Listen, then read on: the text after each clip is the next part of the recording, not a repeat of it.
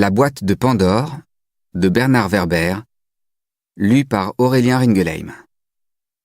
Avec un sourire, la femme aux longs cheveux roux l'invite à s'asseoir sur le fauteuil de velours rouge au centre de la scène, surmonté d'une immense photo représentant un œil vert assez similaire au sien. Elle reprend. « Laissez-moi vous poser une question, monsieur Toledano. Pour vous, l'expression « mémoire oubliée », qu'est-ce que cela évoque ?» Intéressé par la question, René rebondit plus détendu. En tant que professeur d'histoire, j'ai l'impression que le monde devient amnésique. Du coup, on répète les erreurs du passé puisqu'on a oublié leurs conséquences. Encouragé par une rumeur d'approbation venue de plusieurs personnes dans la salle, René poursuit. Et comme à notre époque, tout va plus vite, j'ai l'impression que tout est oublié aussi de plus en plus rapidement. L'hypnotiseuse reprend la parole. Ça, c'est la mémoire collective, mais quel est votre rapport à votre mémoire individuelle ? J'ai l'impression qu'elle attend quelque chose de moi. Qu'est-ce qu'elle cherche à me faire dire ? Plutôt satisfaisant, je peux me rappeler d'infimes détails de l'histoire de France, mais depuis peu j'ai des trous de mémoire qui m'inquiètent.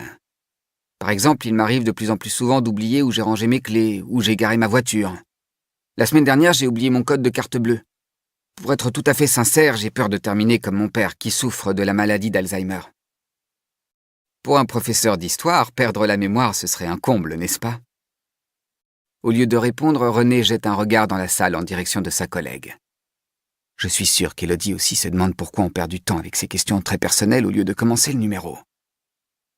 Il a l'impression que cette salle au hublot donnant sur le fleuve est une prison dont il doit s'échapper, et que sa geôlière, la belle hypnotiseuse, n'en a pas fini avec lui. Elle tourne autour de son fauteuil comme un serpent encercle sa proie. Là, je ne vous parle pas de mémoire à court terme, ni de mémoire à long terme, monsieur Toledano, mais de mémoire profonde, très profonde même. Ensemble, nous allons chercher à découvrir les sous-couches de votre mémoire, qui sont cachées sous la surface de votre mémoire consciente. Êtes-vous prêt à découvrir cette mémoire profonde qui fait que vous êtes précisément ce que vous êtes ? De quoi elle me parle ? Mémoire profonde ? Désolé, je ne sais pas ce que cela veut dire. Vous allez pouvoir le découvrir si vous acceptez de tenter l'expérience. Je veux être parfaitement honnête et vous informer que c'est la première fois que je l'accomplis sur scène. Quoi ? Je suis le premier. Si ça se trouve, elle maîtrise mal son numéro.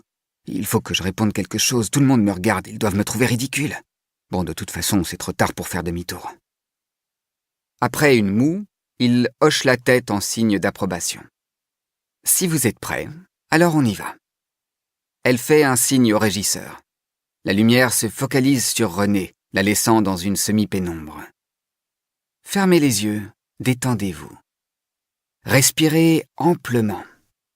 Vous sentez une douce torpeur vous envahir et vous vous préparez à vivre une expérience très agréable et nouvelle. Détendez-vous.